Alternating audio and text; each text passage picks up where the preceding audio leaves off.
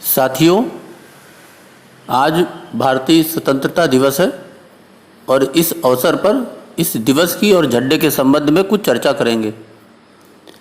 United kingdom की संसद के भारतीय स्वतंत्रता अधिनियम 1947 को 18 जुलाई 1947 को यूके की शाही स्वीकृति प्रदान की गई।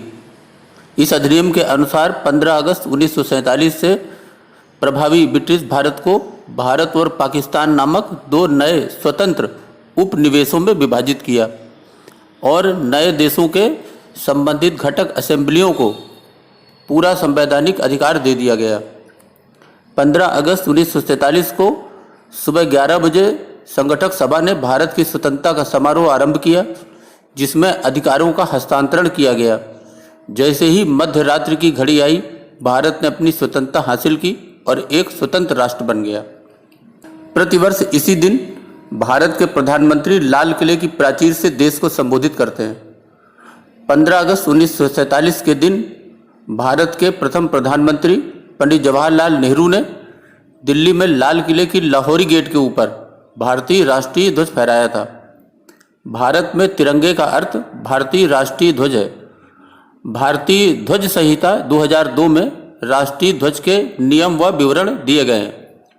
इसके मुताबिक भारत के राष्ट्रीय ध्वज की ऊपरी पट्टी में केसरिया रंग है, जो देश की शक्ति और साहस को दर्शाता है। बीच में स्थित सफ़ेद पट्टी धर्म चक्र के साथ शांति और सत्य का प्रतीक है। निचली हरी पट्टी उर्वरता, वृद्धि और भूमि की पवित्रता को दर्शाती है। इस धर्म चक्र जो चक्र बना हुआ है उसे विधि का चक्र भी कहते हैं, जो 3वीं शताब्दी ईसा पूर्व मौर्य सम्राट अशोक द्वारा बनाए गए सारनाथ के स्तंभ से लिया गया है।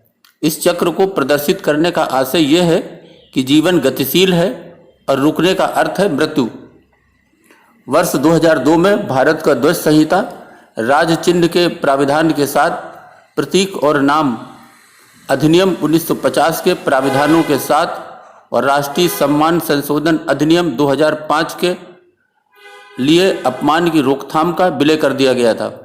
इसके 3 भाग हैं। जो प्रथम भाग है उसमें ध्वज संहिता का प्रथम भाग मानक ध्वज के विवरण और आयाम से संबंधित है। भारतीय तिरंगा ध्वज 3 बराबर आयताकार पट्टियों से बना हुआ है, जिसमें शीर्ष पर केसरिया, बीच में सफ़ेद और नीचे वाली पट्टी पर हरा रंग है।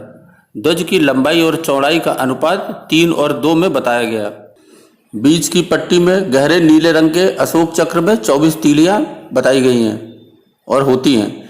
एक मानक ध्वज हाथ से काटे गए और हाथ से बुने हुए ऊनी, सूती, सिल्क, खादी के कपड़े से बनाया जाता है।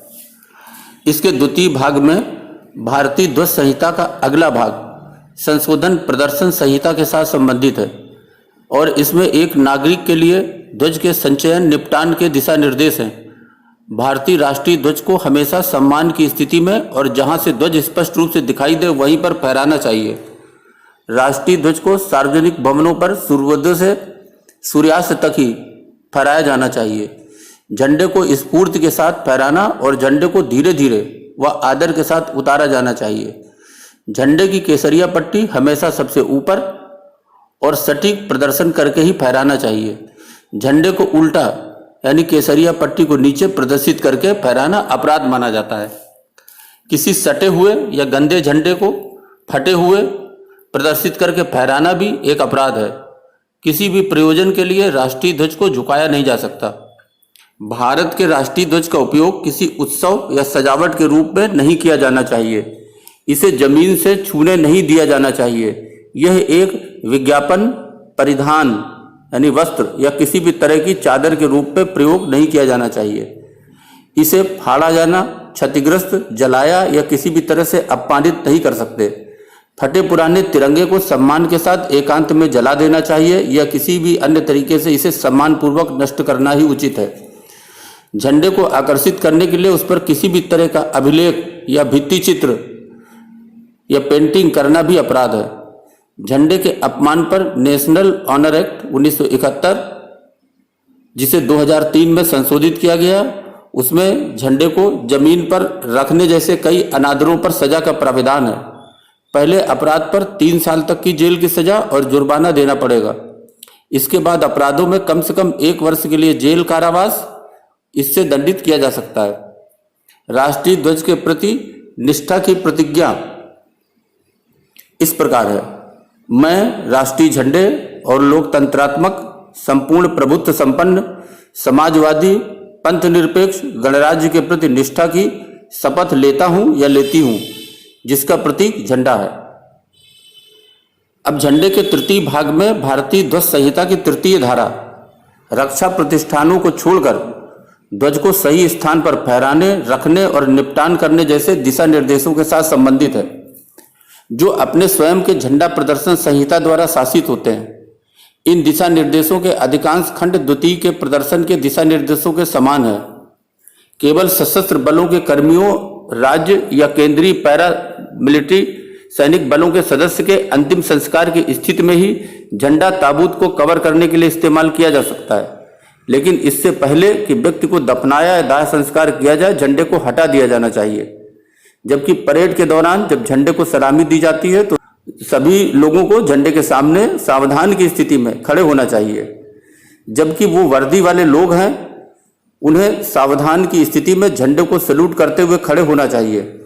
अन्य देशों के झंडों के साथ अगर प्रदर्शित किया जाता है तो भारतीय राष्ट्रीय ध्वज को पंक्ति के किनारे से दाईं ओर, यानी दर्शकों के बाईं ओर या सर्किल की शुरुआत में प्रदर्शित किया जाना चाहिए। राष्ट्रपति, उपराष्ट्रपति, गवर्नर, लेफ्टिनेंट गवर्नर और उच्च न्यायालयों, सचिवालयों, आयुक्तों के कार्यालय, जिला बोर्डों के जिलाधीश के कार्यालय, जेल, नगरपालिका और जिला परिषदों और विभागीय सार्वजनिक क्षेत्र के उपक्रमों और आधिकारिक निवासों में झंडा फहराया जाना चाहिए। केवल राष्ट्रपति, उपराष्ट्रपति, राज्यपाल और प्रतिनिधि गवर्नर, प्रधानमंत्री, कैबिनेट मंत्रियों, भारतीय मिशनों के प्रमुखों, विदेश में पोस्ट हों, भारत के मुख्य न्यायाधीश और कुछ अन्य लोगों को संहिता के अनुसार अपनी कारों में राष्ट्रीय ध्वज के उपयोग की अनुमति दी गई है। राष्ट्रीय ध्वज राष्ट्रपति या उपराष्ट्रपति या भारत के प्रधानमंत्री की मृत्यु पर पूरे देश में राष्ट्रीय शोक पर आधा लहराया जाता है। एक राज्यपाल, उपराज्यपाल, मुख्यमंत्री की मौत के मामले में राष्ट्रीय ध्वज राज्य या संघ राज्यों में आधा झुका लहराया जाता है। विदेश में भारतीय दूतावासों के मामलों में भारतीय राष्ट्रीय ध्वज केवल राज्य के प्रमुख की मृत्यु या राज्य सरकार के प्रमुख की मृत्यु की स्थिति में ही आधा झुका लहराया जाता है। झंडे को आधा झुकाने से पहले इसे ऊपर उठाया जाता है। इस स्थिति का अर्थ है कि राष्ट्र को गौरवान्वित करना और चिंता के साथ सम्मान से विदाई देना। साथियों, आपने इस झंडे के विषय में सुना, जिसका कि हमारे राष्ट्रीय पर्वों पर विशेष महत्व है। कृपया इन बातों का ध्यान रखें और राष्ट्र ध्वज के प्रति अपना सम्मान प्रदर्शित करें। जय हिंद। सभी को स्वतंत्रता दिवस की शुभकामनाएं। अभी के लिए बस इतना ही। धन्यवाद।